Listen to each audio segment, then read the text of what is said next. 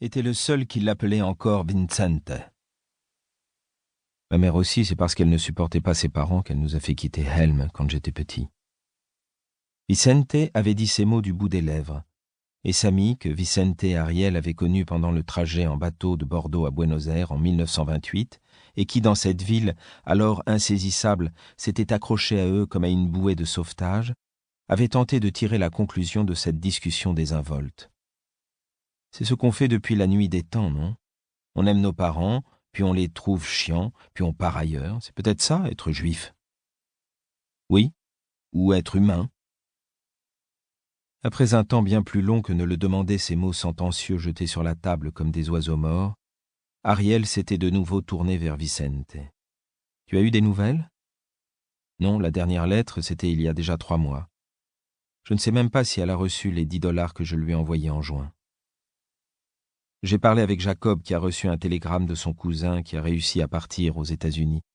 Il paraît qu'à Varsovie, on ne trouve même plus de timbre. » Pour ne pas inquiéter ses amis, Vicente s'était efforcé d'esquisser un minuscule sourire, puis s'était levé pour aller aux toilettes. Ce n'était pas tant qu'il avait envie d'uriner, mais il avait du mal depuis quelque temps à participer à ces discussions sans fin qui, partant de leur passé ou de leur famille, entraînaient toujours ses amis sur ce terrain glissant et politique qui concernait l'évolution de la situation en Europe. Pendant que Samy et Ariel avaient continué d'échanger des propos sur la guerre, Vicente, dans les vastes toilettes du Tortoni, s'était lavé les mains lentement avant de lever les yeux pour contempler brièvement son reflet dans le miroir. Ses traits étaient délicats, presque aériens.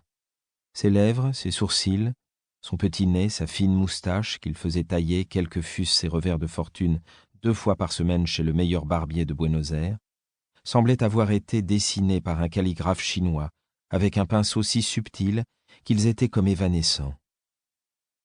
Lorsqu'on se souvenait de son visage, d'ailleurs, ce n'était pas l'ampleur de son front ou la saillance de ses pommettes, pas plus que le vert de ses yeux ou la rousseur de ses cheveux qui revenaient en mémoire. C'était seulement une sensation diffuse, comme une brume légère ou un humour piquant alterné avec une tendre mélancolie. Après s'être séché les mains, Vicente avait quitté l'univers glacé de marbre et de carrelage blanc des toilettes pour revenir dans l'univers ocre et feutré de la grande salle du café. Il s'était rassis à côté de ses amis et les avait regardés avec affection, et avec une pointe de jalousie aussi. À la différence de Vicente, dont la mère et le frère étaient encore en Pologne, Samy avait fui le vieux continent avec toute sa famille, et Ariel avait réussi 3 ans plus tôt, en 1937, à convaincre ses parents et sa sœur de venir le rejoindre à Buenos Aires. Malgré leurs fameuses lignes Maginot, les Français ont établi un nouveau record du monde de la défaite la plus rapide. Après nous, quand même. Vous, c'est différent, tout le monde sait que les Polonais n'ont jamais vraiment voulu combattre. C'est vrai que vous, les Russes, combattre, vous adorez ça, surtout entre vous. Samy avait soupiré agacé. Mais Ariel lui avait mis la main sur l'épaule comme un grand frère, et la dispute s'était arrêtée là. En tout cas, notre gouvernement aurait mieux fait de s'installer ailleurs qu'à Londres. Il paraît qu'il y pleut des bombes comme des cordes. Qu'est-ce que t'en penses, Vicente ?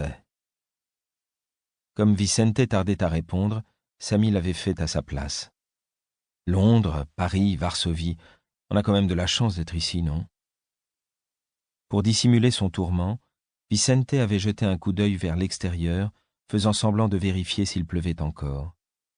Ariel en avait profité pour faire une grimace à Samy, lui rappelant que la mère de Vicente était encore en Pologne, et Samy s'était mordu la lèvre pour montrer qu'il avait compris sa bourde. Et il y avait eu autour de la petite table une pause embarrassée. Puis, rapidement, pour soulager son ami d'adolescence, Ariel avait tenté de détourner la discussion en demandant des nouvelles du magasin de meubles que Vicente venait d'ouvrir. Et pour réconforter à son tour Ariel, Vicente avait tenté de répondre à sa question. Et Samy, pour essayer de détendre définitivement la lourde atmosphère, avait fait une blague sur le goût des Argentins pour les meubles rustiques. Mais malgré tous leurs efforts, un silence lourd, glacial, avait déferlé sur eux, s'engouffrant entre les regards, entre les esquisses de sourire, bien avant qu'ils n'eussent cessé de parler. Les 3 amis avaient fini leur café.